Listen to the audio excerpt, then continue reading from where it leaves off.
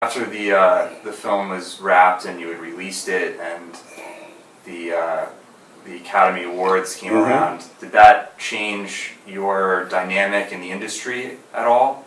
Or were you still kind of fighting the same fight that you had fought before to get movies going? Well, I really had no context because it looked so easy to me.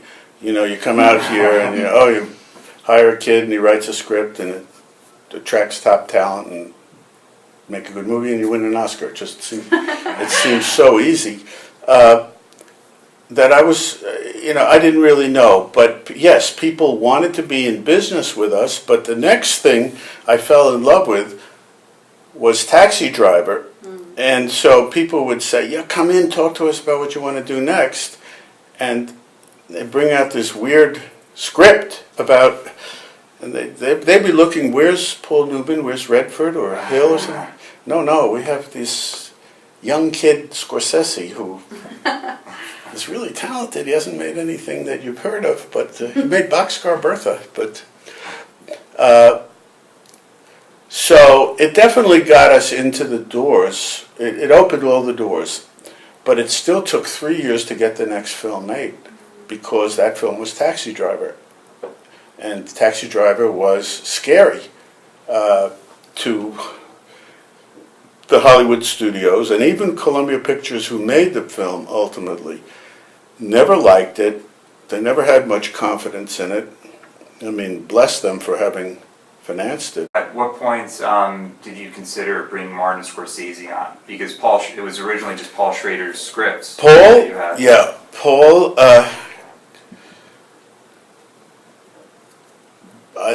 Julia and I lived north of Malibu, a place called Trancas, and our next door neighbors were Margot Kidder and Jennifer Salt, actresses. And Margot was living, Brian De Palma was her boyfriend at the time. And Paul Schrader was writing a journalistic piece on Brian for a magazine. And Brian one day came to me and said, look, this kid who's been following me around wrote the script. I don't like it, but I think it's your taste. So he gave me Taxi Driver, and I just had never read anything like it. It was so intense and pure, just non-calculated. And it turns out that Paul wrote it in 8 days. It had been brewing for a long time, but it just sort of vomited out of him in one big breath. And we tried to put it together, and then one day Paul Schrader told me he had just seen a rough cut of Mean Streets, and that Scorsese was really, could really be great for this. So we went to a screening of the rough cut, and midway through, I remember saying, this is our guy and that's our actor. And so we had Scorsese and De Niro, and we made a deal with them, with their agent, that it was the two of them were locked together. We were not making a deal with one without the other. And so we went around, and said, here's the script, and everybody said, who are these guys? Because you got to go see Mean Streets. But they didn't have any successful credits under their belt. So for a long time, they'd go off and do other things and built their careers into, Marty went off and did Alice Doesn't Live Anymore, and Bobby did Godfather 2, and by the time, and yet they remained loyal, saying, you pull it together and we want to do it. And in the end, I think because their careers became so successful and they agreed to do the films at the original price. So Bobby got $35,000. The whole team, all together, the producers, writer, director, and star, I think all our fees together were like $100,000 or $150,000. Wow. So that was one of the above the line costs. Yeah. Very low. But on the eve of production, the head of the studio said, we want one more member of the cast, Cybill Shepherd. So, I mean, we had Jodie Foster, but she was not. So she came in, made more money than all of us put together.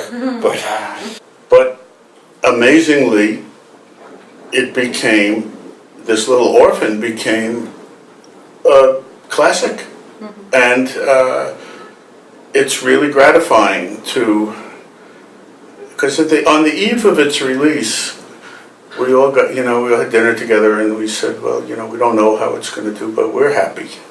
We're proud, we're happy, and we think it's really good, and, let the chips fall where they may. When we went out to the theater in New York, the morning that it opened, there was a line around the block, and I wanted to kiss everybody. But you're there. They were fans of Scorsese and De Niro, clearly, but it was great.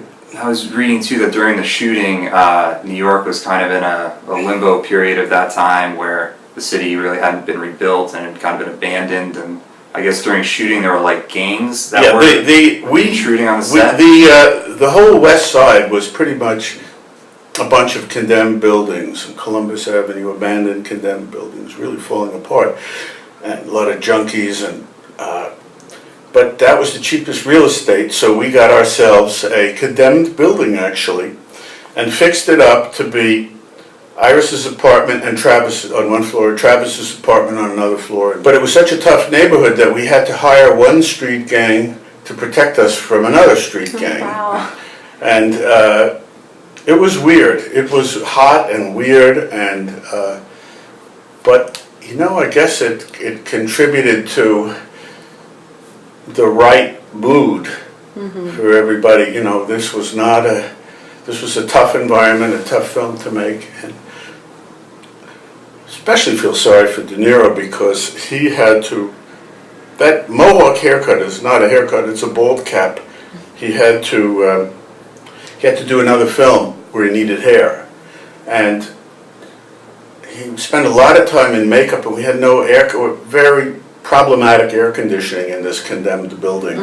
Work and then not work, and he would have to wear his combat jacket and his, put his cap on and and then lunchtime would come, we'd all get ready to go out and eat, and he couldn't undress and then redress. Oh, sorry, Bobby, bring you a tuna sandwich? And then Bernard Herrmann, who had done all the great Hitchcock movies coming into the score, was perfect. He died the day he finished recording. Wow. Left the studio and went back to his hotel and died that night. So he wasn't there for the mix, but that was a whole anecdote. Marty wanted him. He was a cantankerous, self-imposed exile living in London, and Marty called him up, obsequiously trying to get him to consider, and he said, I don't do movies about taxi drivers, and hung up. So he sent his secret weapon, his girlfriend at the time, Sandy Weintraub, a great girl, and came over, and they went to London, and they charmed him, and he ultimately agreed, but he was very irascible, and in fact, when he arrived, he went straight to buy a return ticket. He wanted to go back before even leaving the airport.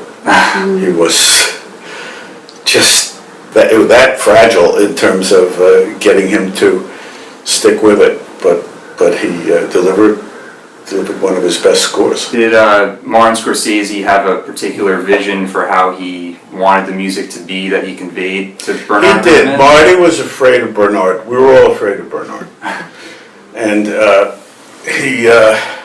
so you could only go so far before he would snap. Ultimately, he conveyed what he wanted. But one thing Bernie said about the music, which I never quite understood, he says, it's all about women.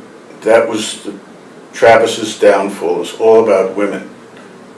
Which on some level I understand, but I don't understand it musically.